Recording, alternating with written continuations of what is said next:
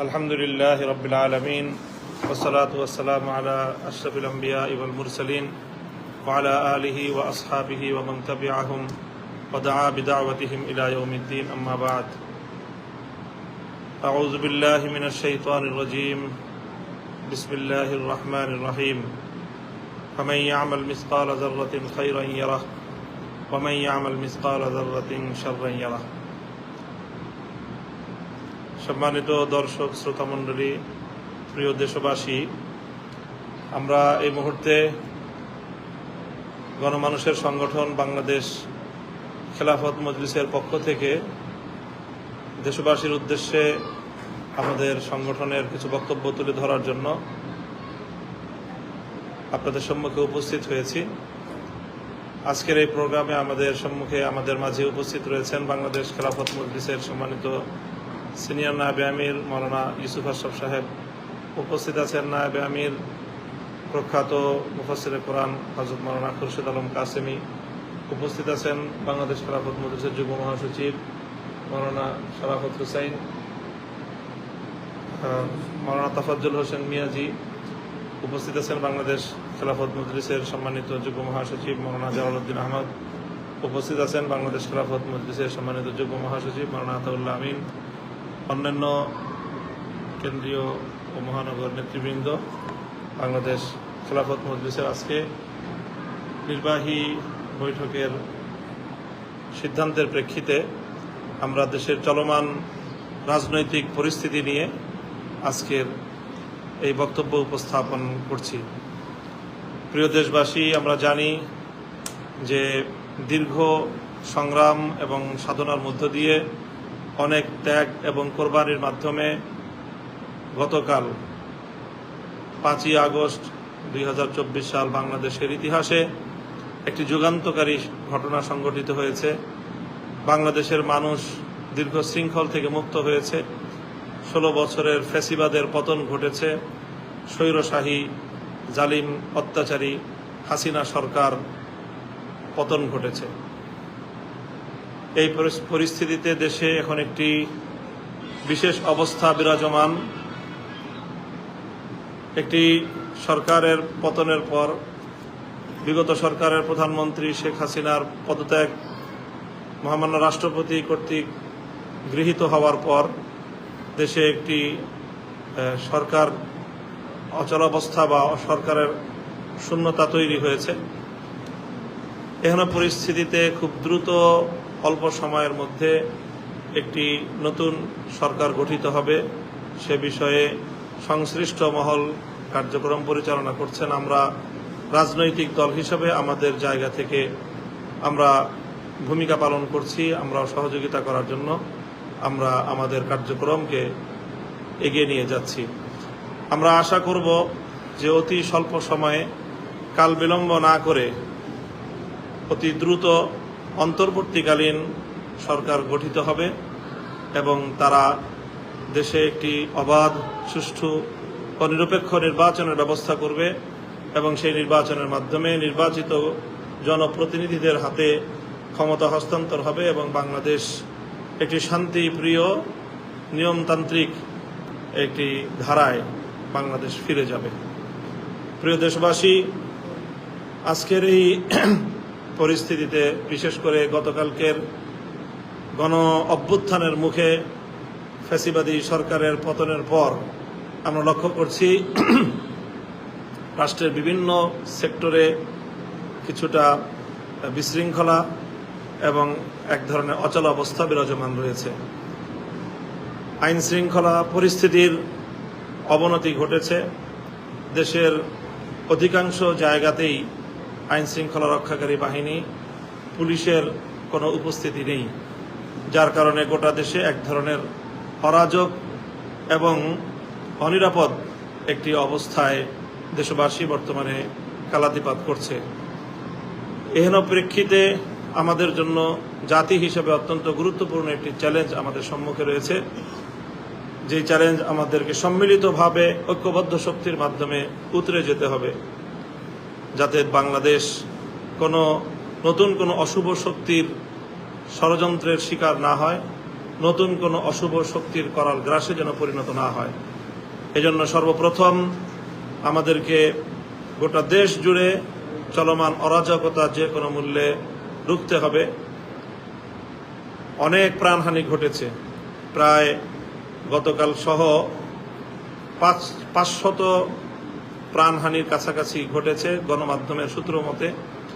আর এর বাইরে যেই তথ্যগুলো আমরা পেয়ে থাকি তাতে প্রাণহানির সংখ্যা, নিহতের সংখ্যা এর চেয়ে আরো অনেক বেশি হবে বলেই আমরা অনুমান করে থাকি। এই বহু প্রাণ গিয়েছে এ সকল শাহাদাত বরণকারী বাংলাদেশের শিশু, নারী, পুরুষ, আবার বৃদ্ধ বনিতা, যারাই চলমান ফ্যাসিবাদ বিরোধী এই সংগ্রামে আত্মদান করেছেন, শাহাদাত বরণ করেছেন। আমরা রব্বুল আলামিনের দরবারে তাদের সকলের এই শাহাদাতের কবুল হওয়ার জন্য আমরা দোয়া করছি। তাদের শোক সন্তপ্ত পরিবার পরিজনের প্রতি আমরা গভীর সমবেদনা প্রকাশ করছি। সেই সঙ্গে দেশবাসীর প্রতি আমরা আহ্বান জানাই যেন ক্ষতিগ্রস্ত প্রতিটি মানুষের পাশে, প্রতিটি পরিবারের পাশে আমরা সকলে যার যার সামর্থ্য অনুযায়ী সাহায্যের হাত নিয়ে আমরা তাদের পাশে যেন দাঁড়াই। সেই সঙ্গে আমরা দেশবাসীর প্রতি আহ্বান জানাই যে রাষ্ট্রীয় সম্পদ সহ দেশের সকল জাতীয় যেই প্রপার্টিজ রয়েছে, দেশের সকল স্থাপনা, গুরুত্বপূর্ণ স্থাপনাগুলো যেন আমরা সকলে রক্ষা করি, কারণ এগুলো কোনো ব্যক্তির সম্পদ নয়, এগুলো সরকারের সম্পদ নয়, এগুলো রাষ্ট্রের সম্পদ। কাজে এ বিষয়ে আমাদেরকে খুব লক্ষ্য রাখতে হবে। এ বিষয়ে আমরা বাংলাদেশ খেলাফত মজলিসের সর্বস্তরের দায়িত্বশীলদেরকে, নেতাকর্মীদেরকে পাড়ায় পাড়ায়, মহল্লায় মহল্লায়, জেলা উপজেলায়, ইউনিয়ন, ওয়ার্ড, মহল্লা পর্যায় পর্যন্ত স্বেচ্ছাসেবকের ভূমিকা পালন করার জন্য উদাত্ত আহ্বান জানাচ্ছি। সেই সঙ্গে পুলিশ সহ আইন শৃঙ্খলা রক্ষাকারী সকল বাহিনী, যাদের জনগণের জানমাল ও রাষ্ট্রীয় সম্পদ রক্ষা করার দায়িত্ব রয়েছে, তারা অনেকেই এখনো এই পরিস্থিতিতে তারা দায়িত্ব পালন থেকে বিরত রয়েছেন। আমরা আহ্বান করব সত্বর সকল আইন শৃঙ্খলা রক্ষাকারী বাহিনী যার যার দায়িত্বে আপনারা নিয়োজিত হন, নিজ নিজ কর্মস্থলে আপনারা আত্মনিয়োগ করুন। দেশবাসীর এই দুর্দিনে, জাতির এই ক্রান্তিকালে আপনাদের পক্ষ থেকে দেশ ও জাতির জানমাল ও সম্পদ রক্ষার জন্য ঐতিহাসিক দায়িত্ব পালন করার প্রতি আমরা আপনাদেরকে উদাত্ত আহ্বান জানাচ্ছি।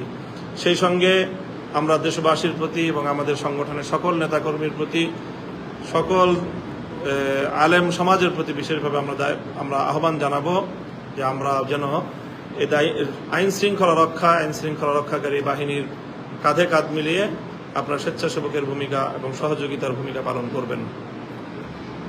বিশেষভাবে আরেকটি বিষয়ের প্রতি আমরা দেশবাসীর প্রতি দৃষ্টি আকর্ষণ করছি এবং বিশেষ করে সকল ওলামায়ে আলেম সমাজ, মসজিদের ইমাম সাহেবান, মাদ্রাসার শিক্ষকবৃন্দদেরকে আমরা এক্ষেত্রে একটি বিশেষভাবে লক্ষ্য রাখার জন্য অনুরোধ করব।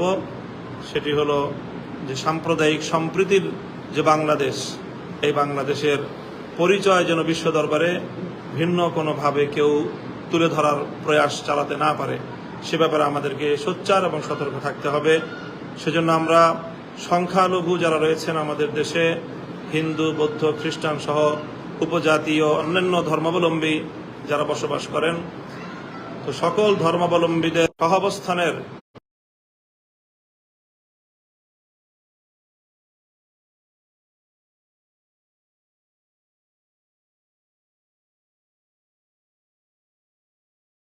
বাণিজ্যের প্রতিষ্ঠান, তাদের বাড়িঘর ইত্যাদি আপনারা রক্ষা করার জন্য নিজ নিজ জায়গা থেকে গুরুত্বপূর্ণ ভূমিকা পালন করবেন।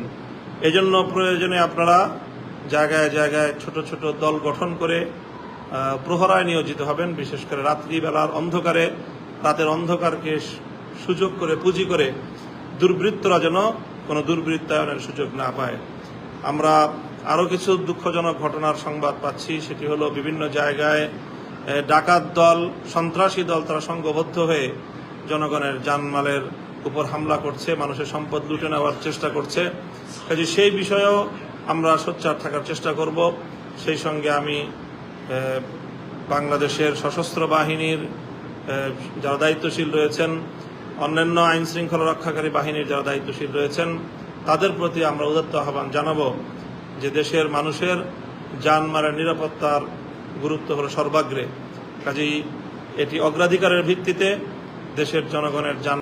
সর্বশেষ আমরা আজকের এই বক্তব্য থেকে মহামান্য রাষ্ট্রপতির প্রতি আমরা উদাত্ত আহ্বান জানাবো যে অতি দ্রুত সময়ের মধ্যেই যেন অন্তর্বর্তীকালীন নতুন সরকার গঠন করা হয় এবং সেই সরকারের কাছে দায়িত্ব হস্তান্তরের মাধ্যমে বাংলাদেশে যেন একটি স্থিতিশীল এবং স্বাভাবিক পরিস্থিতি ফিরিয়ে আনার চেষ্টা করা হয় এবং অনতিবিলম্বে একটি অবাধ, নিরপেক্ষ ও সুষ্ঠু নির্বাচনের মাধ্যমে নির্বাচিত সরকারের হাতে যেন ক্ষমতা হস্তান্তরের প্রক্রিয়া অগ্রসর করে নেওয়া হয়।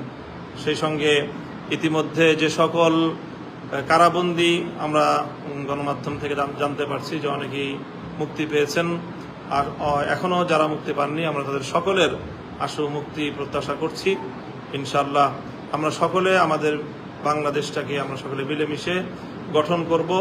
যারা বাংলাদেশকে ব্যর্থ প্রমাণিত করার চেষ্টা করছে, যারা বাংলাদেশকে একটি অকার্যকর রাষ্ট্রে পরিণত করার ষড়যন্ত্র করছে, দেশের ভিতরে এবং বাহিরের সেই সকল অপশক্তির এই ষড়যন্ত্রকে আমরা আল্লাহর রহমতে ইনশাআল্লাহ সম্মিলিত প্রচেষ্টার মাধ্যমে নস্যাৎ করব। এই প্রত্যয় এবং এই প্রত্যাশা ব্যক্ত করে মহান আল্লাহ রাব্বুল আলামিনের কাছ থেকে আমাদের দেশ, জাতি সকলের সর্বাঙ্গীন সফলতা, মুক্তি, নিরাপত্তা কামনা করে আজকের বক্তব্য শেষ করছি। সকলে ভালো থাকবেন। আল্লাহ রাব্বুল আলামিন আমাদের সকলকে সুস্থ রাখুন, ভালো রাখুন। ওয়া আখিরু দাওয়ানা আলহামদুলিল্লাহি রাব্বিল আলামিন। বাংলাদেশ জিন্দাবাদ, বাংলাদেশ খেলাফত মজলিস জিন্দাবাদ। ওয়া আখিরু দাওয়ানা আলহামদুলিল্লাহি রাব্বিল আলামিন। আসসালামু আলাইকুম ওয়া রাহমাতুল্লাহ।